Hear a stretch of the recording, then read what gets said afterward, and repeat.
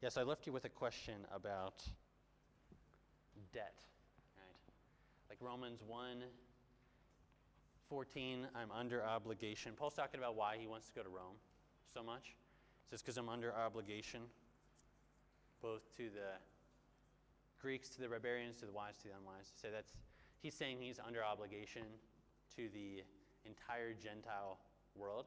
And then verse 15, so I'm eager to preach the gospel to you also who are in Rome. This again shows that he thinks the Roman church is predominantly Gentile.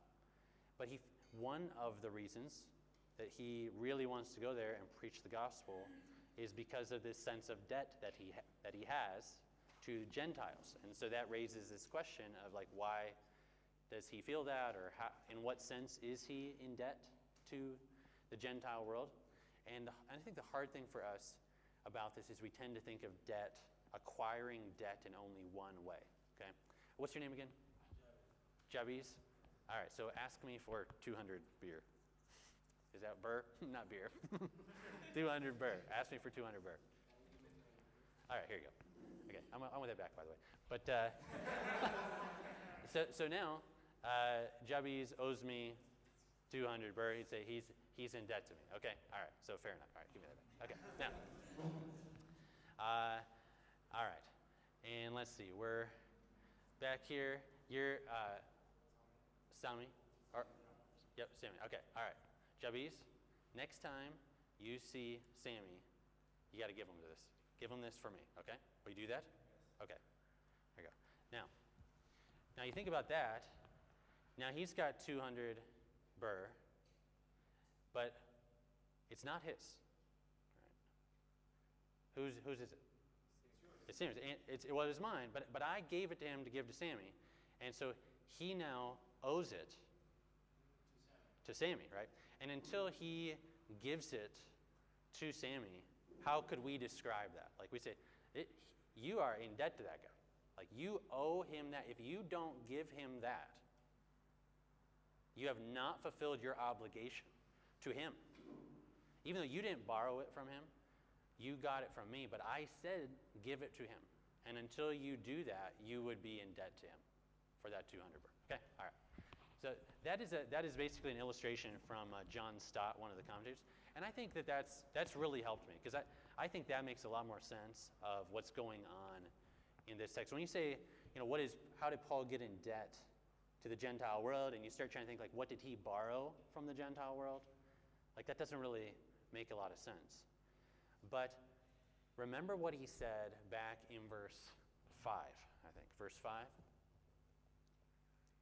When he said that through Jesus, the powerful Son of God, he received grace and apostleship to go out to which people?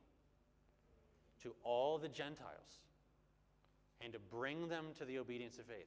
Jesus entrusted Paul with the gospel. And Paul will say this in various places. He talks about being entrusted with the message of the gospel. And Jesus gave it to him not so that it would end with Paul. Like Jesus gave it to Paul with a specific goal in mind, that he would give it to the Gentiles. He said, here is the treasure of the gospel. You need to give it to them. And so what does Paul feel as he thinks of all the nations that have not heard about Jesus? He feels in debt to them. He owes this to them, not because he borrowed something from them, but because he was given something by Jesus to give to them free of charge. And so if you read Paul's letters this way, you'll see like this is on his mind a lot. This idea that he is an apostle to the Gentiles. He's been entrusted with the gospel to give to them. And he is now under obligation to give it to them, to preach it to them. He was given it freely. He's going to dispense it freely, free of charge. Sometimes he'll even intentionally refuse to take any money from certain churches, even though he would say, like I do as a pastor or as a preacher, I can earn a living, not get rich, but I can earn a living through this. But in some churches, he would even say, like, I didn't even do that among you, because I was given it freely, and I decided to work hard on the side just so that I could freely give it to you. But the idea that he's under obligation or that he's in debt, I think, comes from this idea that Jesus gave him something to give to someone else, and so now he feels this obligation to them. This a sense of debt. That's how I would take that. And so this stirs him up to be like really eager to want to preach the gospel. Now I'm just getting to know you guys, but I don't know how eager you are to preach the gospel. I imagine there's some times in your life where you feel really ready. I think that, I don't know if you've ever seen the King James of verse 15. It says something like, "So as much as in me is, I am ready to preach the gospel." It's kind of a really interesting way to say it. But it's like, with all that I am, I'm ready to preach the gospel. And by the way, to whom? Who does he want to preach it to in this text? To the Romans. Okay? And you'd say, well, he wants to preach, I'm sure, to Roman unbelievers. But when he says to you also who are in Rome, he's talking specifically about the Roman believers. So he's like really, really eager to preach the gospel to the Roman Christians. Why would he want to preach the gospel to Christians?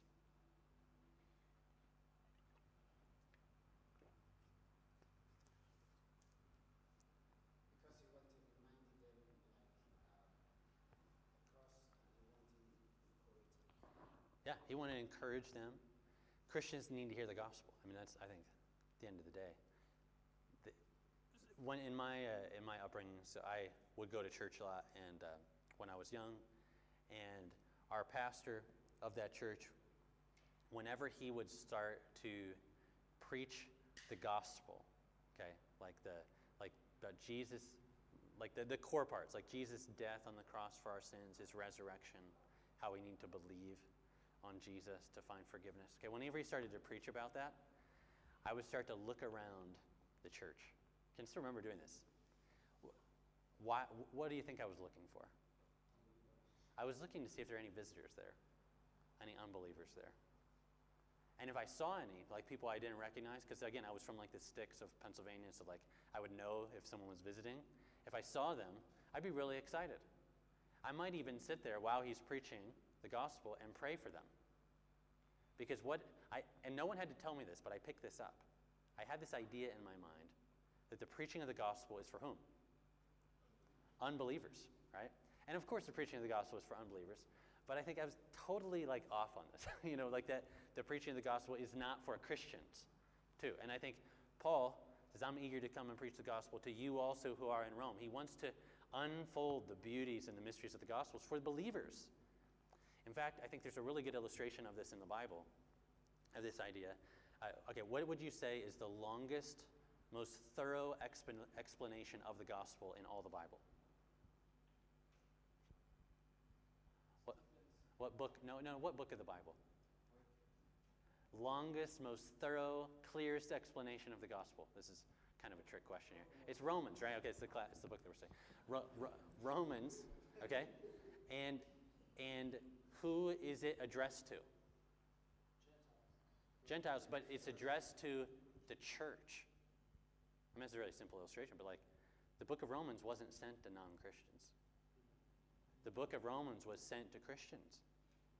All of this diving deep into the gospel, the beauty of the gospel, how it fulfills Old Testament promises, all of this was written to the church, not to unbelievers.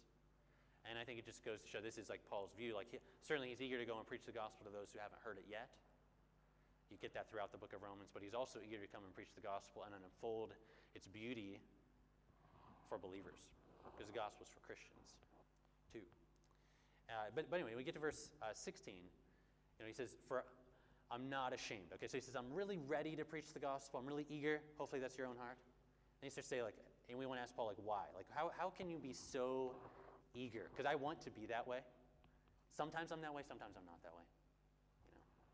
And I say, how are you so eager? He says, because I'm not ashamed of the gospel. You ever been ashamed of the gospel? I know I have. There's been times in my life, like when I have been ashamed, to share, afraid to speak.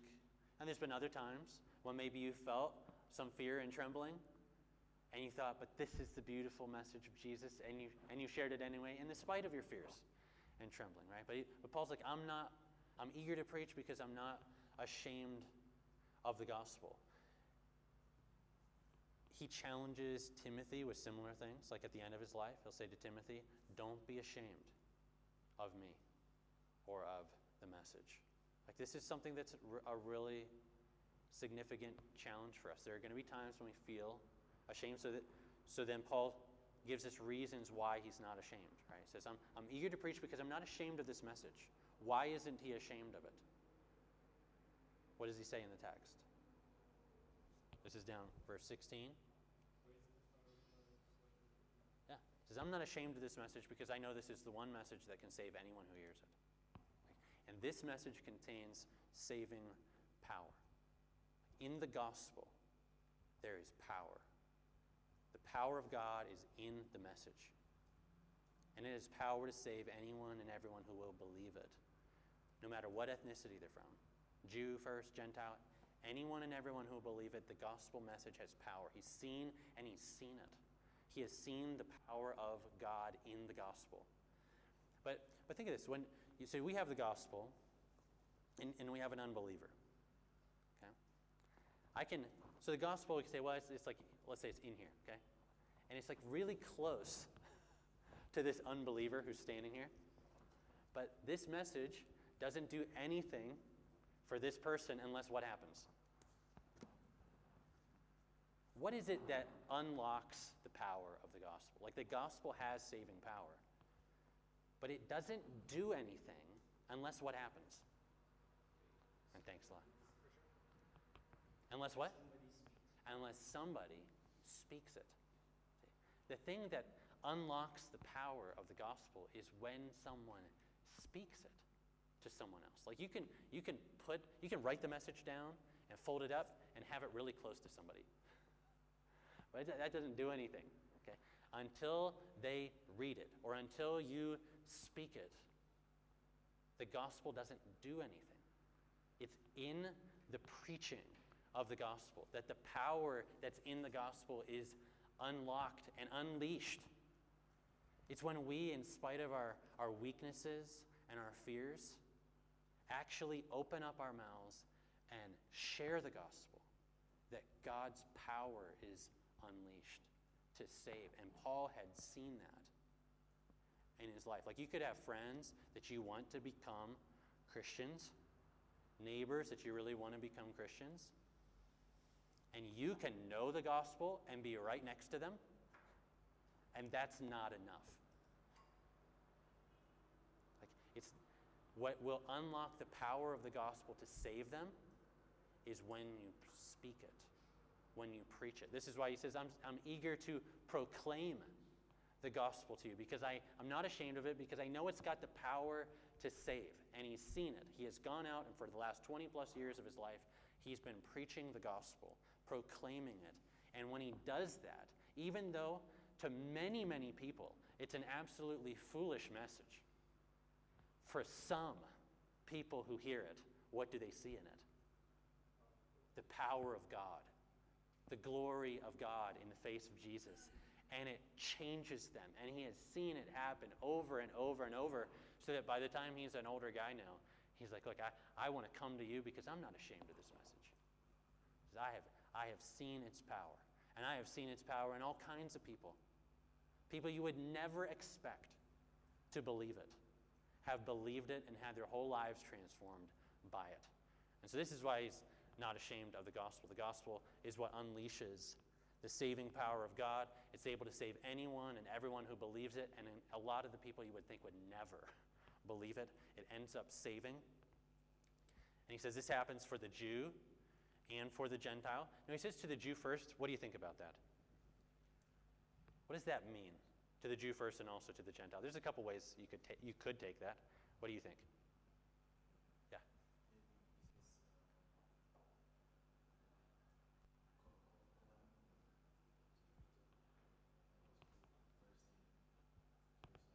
Okay, sure. Yeah. So like, You could think of a couple things with Jesus. One, Jesus himself went to the Jews. It's not like Jesus never talked with Gentiles, but Jesus' ministry was definitely focused on the Jews.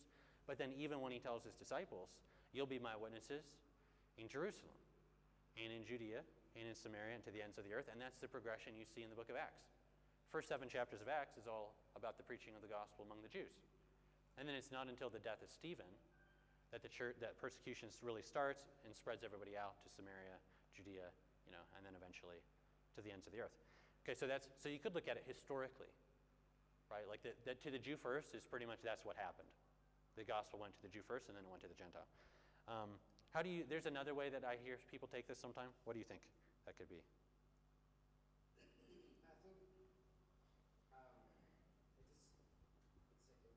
it says first to the Jews, then to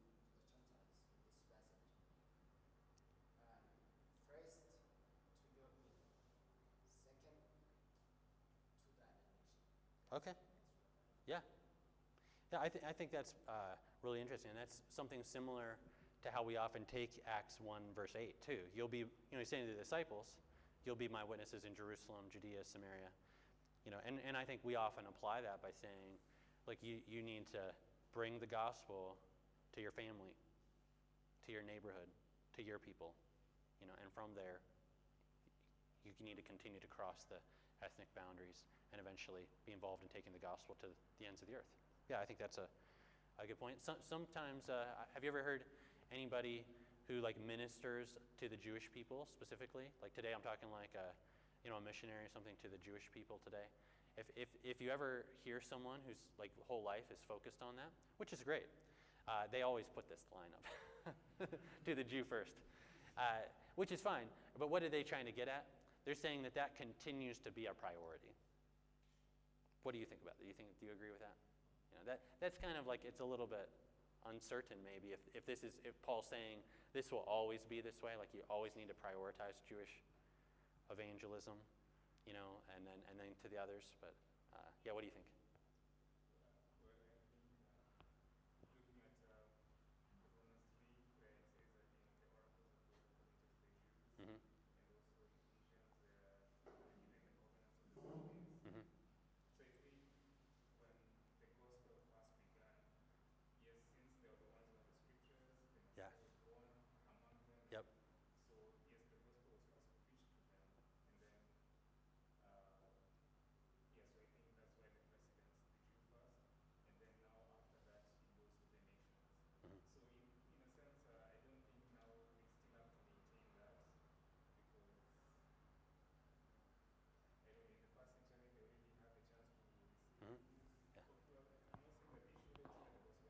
Yeah, I understand what you mean.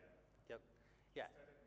Yeah, and I think I tend to agree with what you're saying. That I don't know that there is a continued priority over other people's necessarily, but that is not to say we shouldn't want to share the gospel with Jewish people just like we would any other nation. I think this is primarily a historical thing of how God has worked, but at the same time, I do know Paul, even though he was an apostle called to the Gentiles, where does he always go first?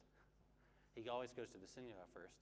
And even, this is really interesting, in his stuff in Romans, he'll even call the Gentiles out specifically sometimes. He says, now listen, I do care about you guys, but I want you to know, even when I'm preaching with you guys, I try to do the very best I can among the Gentiles with my eyes on the Jews, in the hope that maybe I'll make some of them so jealous that they'll want to come and be saved too. So for Paul, he never lost this heart for his own people, for the Jewish people. So I tend to think we should not necessarily prioritize one group over another, but really we should try to get the gospel to both Jew and Gentile. And I think God will call certain people to certain fields. But on the other side, I would say we do need to preach the gospel to Jewish people. This is not so much popular in just the church circles, but in academic circles, it's really popular to basically say that you should not go to Jews because there's even they'll argue that Paul thought there was another way for Jews to be right with God, basically through Torah, and then for Gentiles that there was a way through the Messiah. through Christ, such that Paul didn't really try to convert Jews. And I think that is just terrible. So, that is in short, that is my take. But because I think Paul, as we'll see later in Romans, is convinced that his Jewish friends and family and brothers and sisters who don't trust in Jesus are lost. And that grieves him. And he says that he carries that pain and anguish around in his heart all the time. You'll see that in Romans 9. But so I think we should definitely be going to the Jewish people. But I just don't think that the Jew first, Gentile thing is like, we need to prioritize our budgets, for mission work specifically to the Jews first before we do anything else. I don't think that's what he's saying. All right, now, as you keep going through the text, so 1:16, for I'm not ashamed of the gospel because it's God's power to save those who believe, anyone who believes, to the Jew first, also to the Greek. Verse 17, he says, for in it. So I would take this as like another reason he's not ashamed of the gospel. It's because in the gospel, in it, the righteousness of God is revealed. Paul loves the gospel for lots of reasons. But one of the reasons that he loves it is that he knows that it's the gospel of Jesus that unveils the righteousness of God. And for Romans, this is going to be a dominant theme.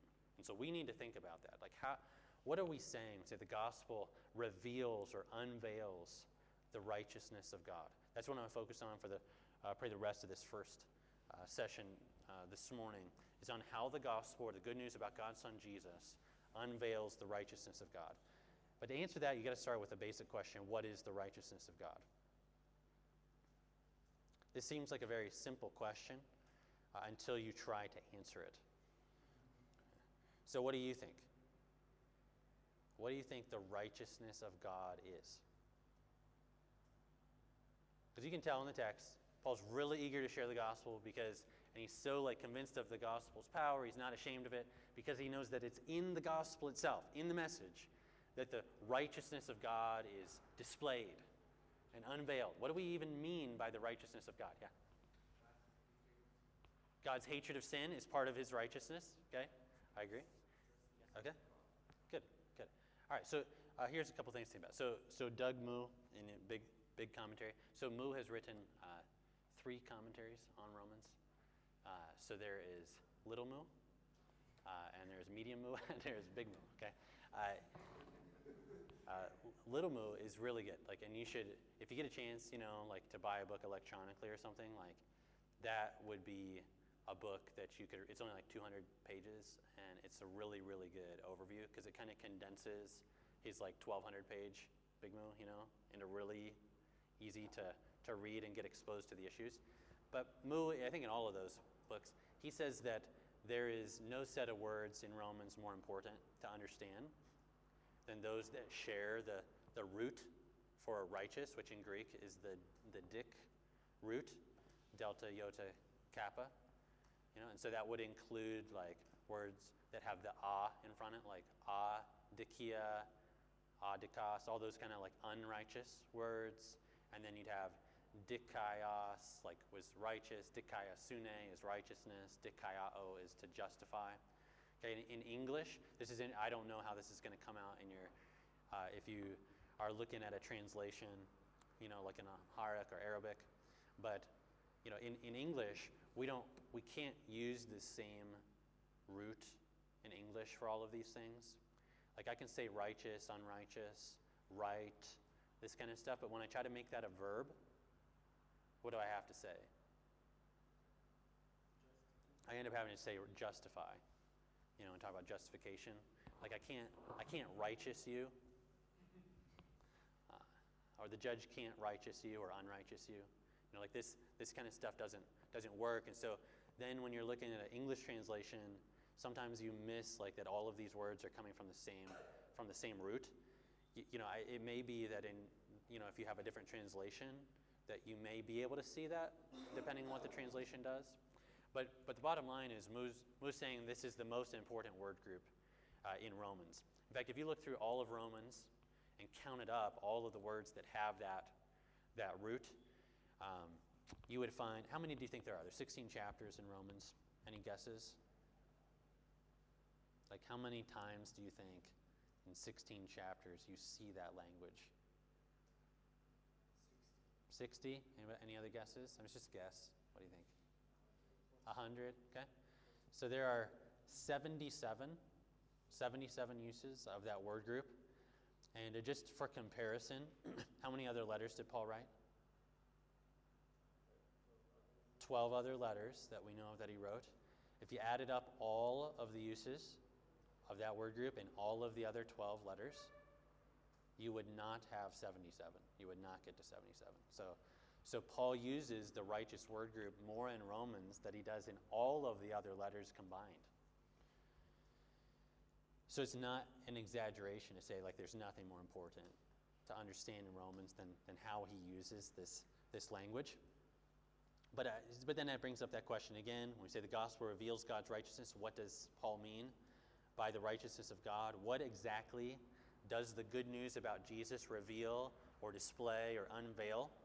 And like we just talked about, there's different ideas that come to our minds. Like some of us may simply think of God's righteousness as the idea that God always does what's right. And I think if I were explaining to a kid, we're singing a song about God is righteous, and he said, what does that mean? I would say that means God always does what's right. I mean, that would be a good way to think about it. But then if you wanted to develop that more, some of us will think about God's fairness. Some of us will think about God's faithfulness. Some of us will think about God's justice. So these are not all exactly the same things, but yet they all kind of fall under the umbrella of righteousness. And that's why you'll see these different writers saying I think someone mentioned like N.T. Wright, he'll emphasize this is God's faithfulness to his covenant, and others will talk about God's justice. Others like Frank Thielman will talk about God's fairness. So you've got all these things, okay? There's something true to all of those ideas, but I just want to think of the last one, that God is a God of justice. Okay? Think about that. You could think of a courtroom, God sitting in as the judge, and what do we know about God? We know that God is just, that God is righteous. And what does that mean? That means that God, as a righteous judge, will always hand down just verdicts, just sentences, punishments that fit the crime. God will always do that. He is not unjust. And this view of God's righteousness is biblical. God is a perfectly righteous judge.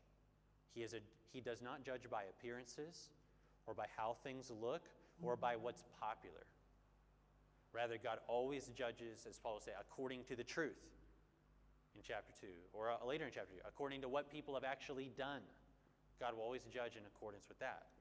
And if you look at the very next verses in Romans, like in verse 18, this is where Paul goes. That God's wrath falls justly on all those who are unjust. But then that raises this other question of how is that good news? Because he's saying, I'm not ashamed of the good news of the gospel. Because in the gospel, the righteousness of God is unveiled. But if the righteousness of God, if what you're thinking when you think of righteousness of God is the justice of God in handing down just verdicts, you say, well, how's that good news if I'm a sinner? And this is the issue that Martin Luther, when you read about his story, this is the issue that he struggled with. If we're all unrighteous, as Romans repeatedly tells us, and if God is so righteous that he always hands down just verdicts against the unrighteous, then how is that good news for anybody? It doesn't sound like good news at all. And this, again, was what Luther struggled with. He said that before he found Christ, he loved the book of Romans. But he said there was always this single phrase that stood in his way and just kept bothering him. What do you suppose that phrase was that stood in his way?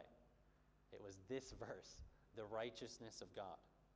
That the righteousness of God is revealed in the gospel. Luther says, I hated the word, the righteousness of God. Why? He said it was because everyone else in his day was saying that the righteousness of God only had to do with God righteously punishing sinners.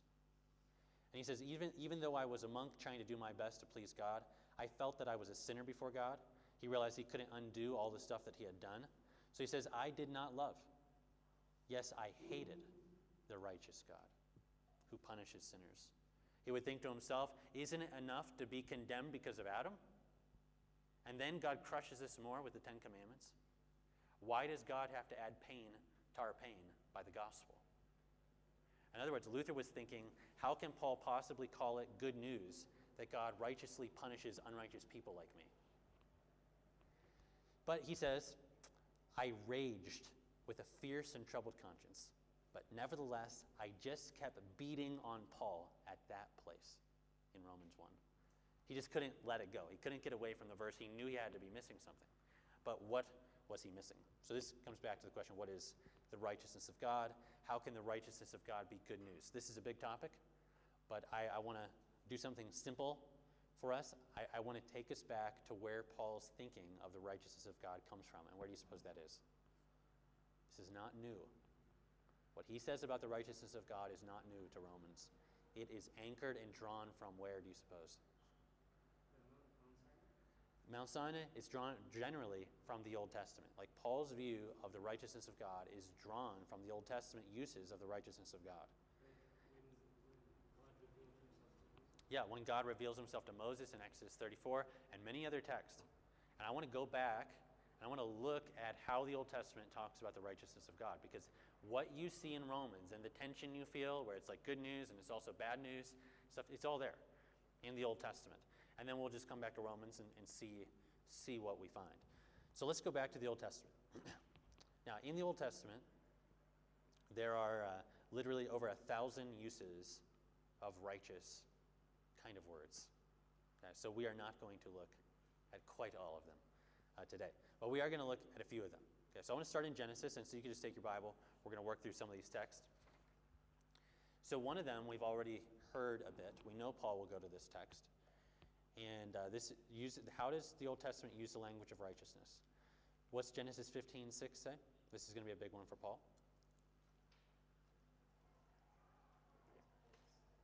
Abram believed the Lord, and was counted to him as righteousness. This is one of the first, if not the first use, I can't remember, of righteous language in the Bible. Abram believed the Lord, and God counted it to him as righteousness. So you notice right away in the first book of the Bible, Abram believed God's promise, and God counted that to Abram as righteousness. He found right standing with God through trusting in God's promise. But then, there's a really good text just a couple chapters later with Abraham as well, about how God always judges righteously, how God always does what's right. Do you remember when God tells Abraham about what he's going to do to Sodom and Gomorrah? Remember that? There's like this really interesting discussion, like who's Abraham talking with exactly there? There's like this side discussion, hey, should we tell Abraham what we're about to do? Yeah, let's go ahead and tell him. And what's Abraham's response?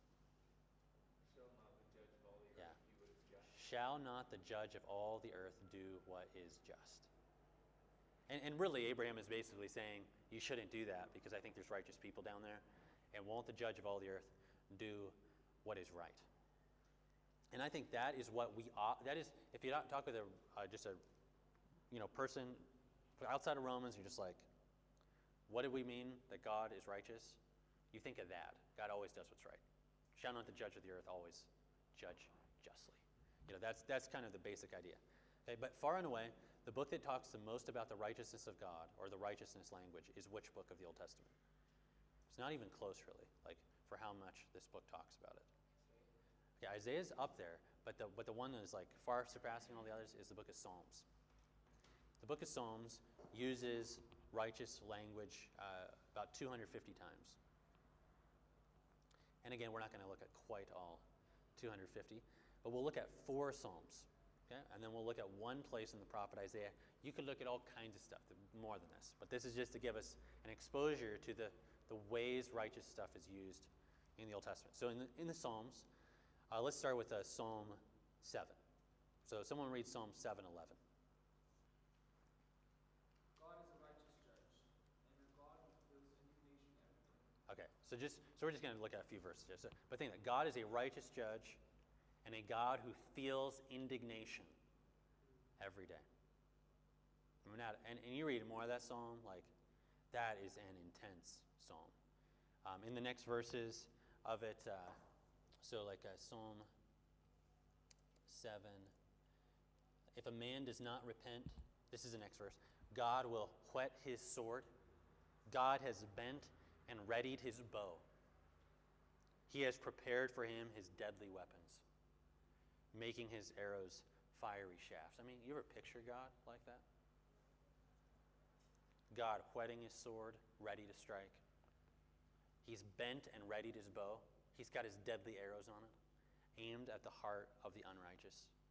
Like God is a righteous judge who feels indignation every day. This is part of how the Old Testament presents the righteousness of God. And notice the last verse of Psalm 7. Read verse 17. I will give to the Lord the thanks due to his righteousness, and I will sing praise to the name of the Lord Most High. That's the response of David to that thought. I will give thanks to the Lord for his righteousness, and I will sing praise to him. The fact that God is a righteous judge is a cause for thankfulness. I mean, who would want an unrighteous God or an unrighteous judge? So this is something that David actually thanks the Lord for, that his God, our God, justly judges the unrighteous. Now let's take a look at another psalm, get a little bit different angle. Psalm 31, another psalm of David, and we'll see what we pick up here. So Psalm 31.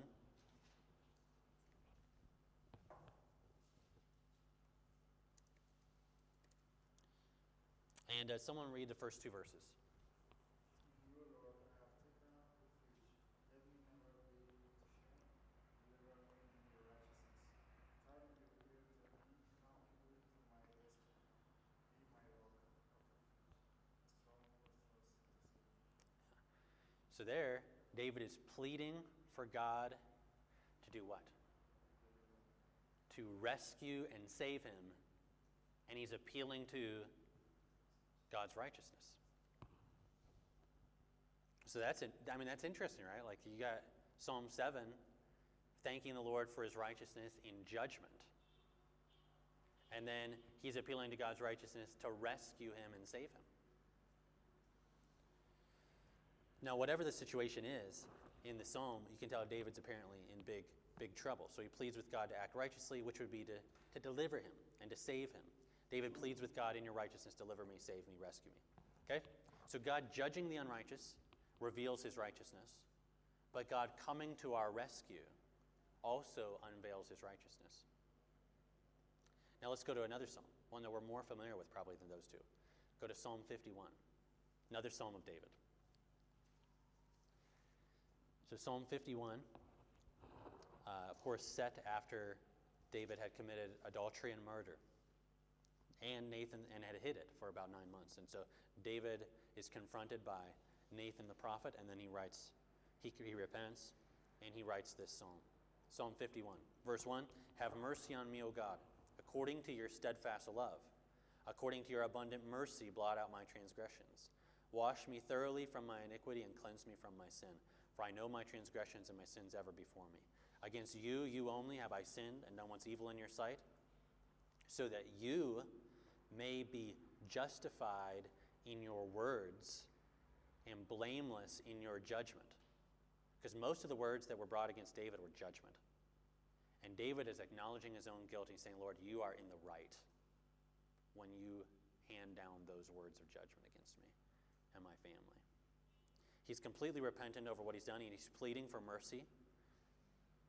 But did you notice what that thing in words in verse 4, he knows God is completely justified or righteous in his words of judgment.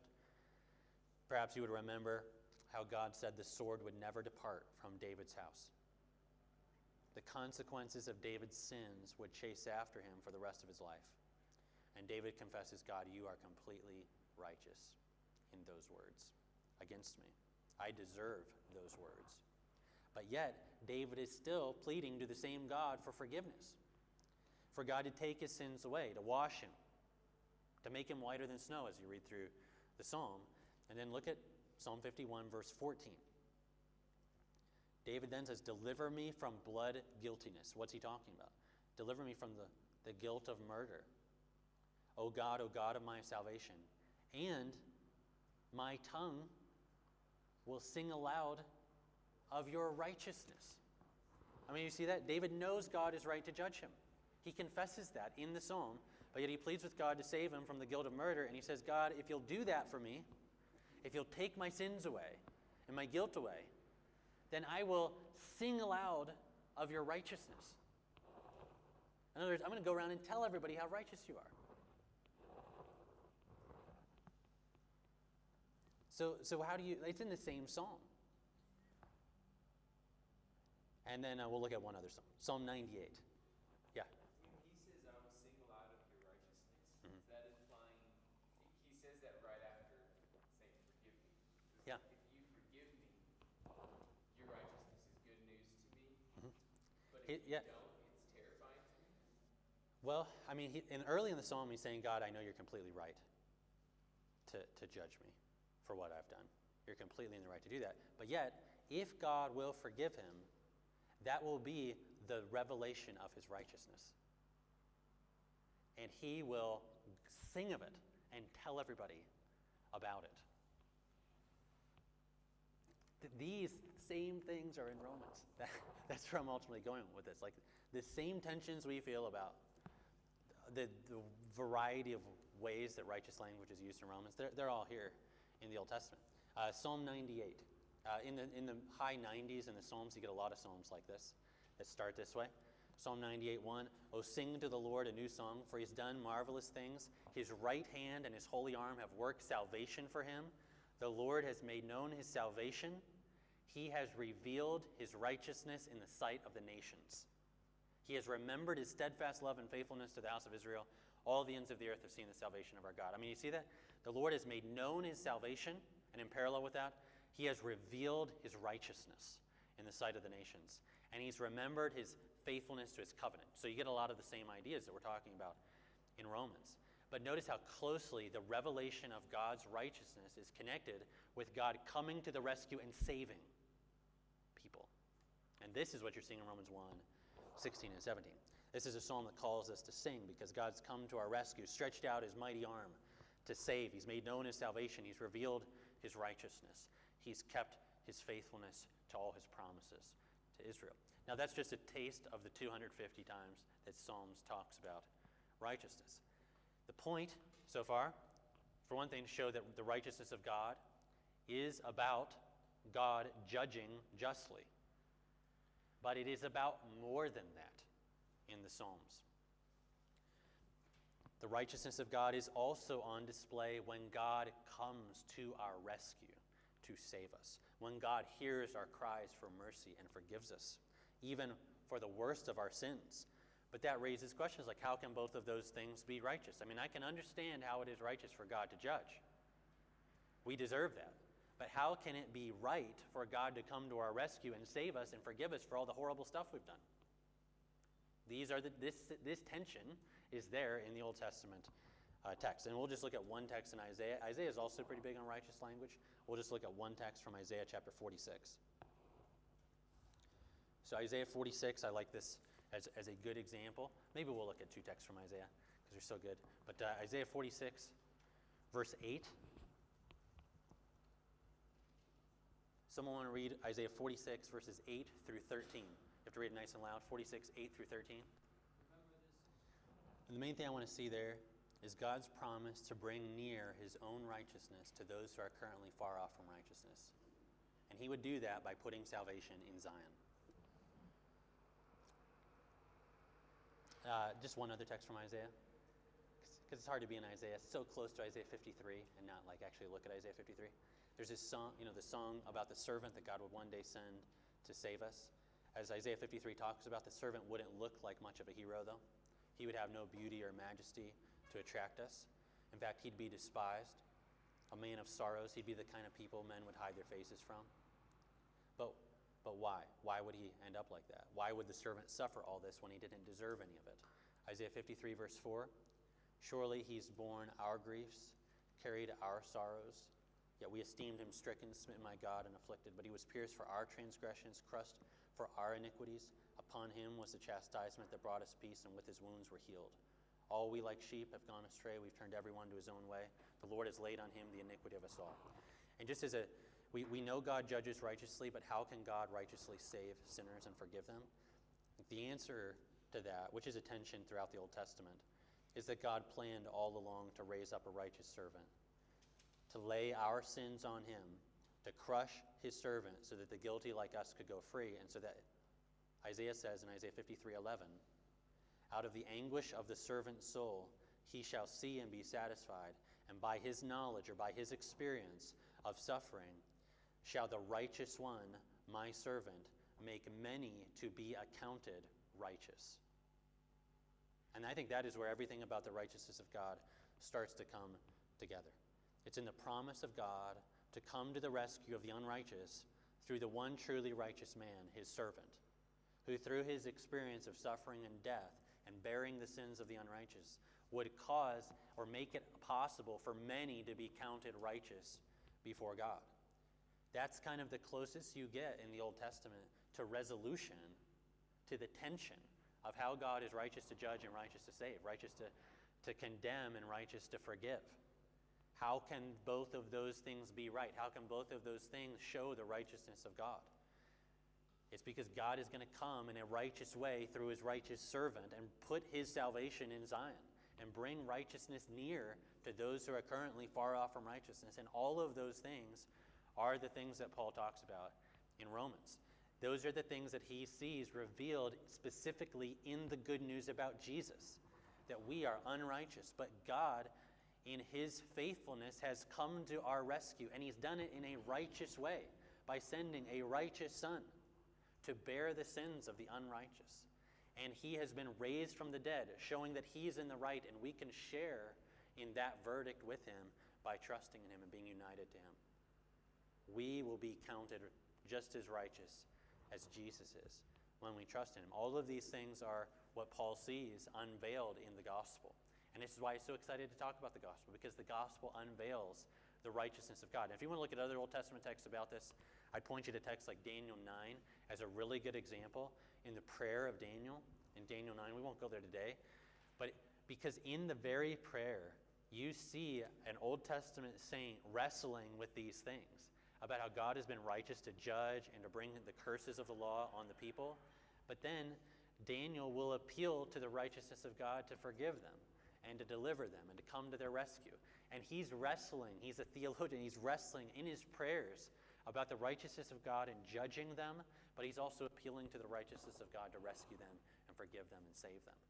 And this is the same stuff that ends up shaping Paul in the New Testament. What he says about righteousness, the ways he uses righteous language, are all there in the Old Testament.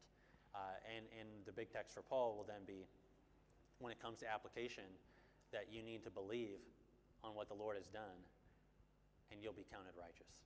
And he'll come back to Genesis 15:6, which is the first use of righteous stuff in the Old Testament. Abram believed the Lord, and God counted to him as righteous. And you can put your faith in the Lord, and he'll count you as righteous too, because of what he's done through his righteous servant, Jesus. So I think, when you say, how does the gospel unveil the righteousness of God? The gospel unveils the righteous wrath of God against our sin. If you want to know the fierceness of the wrath of God, learn the gospel. Just look at what God did to his righteous servant on the cross. We rebelled, we treated God's name as if it didn't matter, and the gospel shows us our sins did matter. God upheld the honor of his name by judging our sin.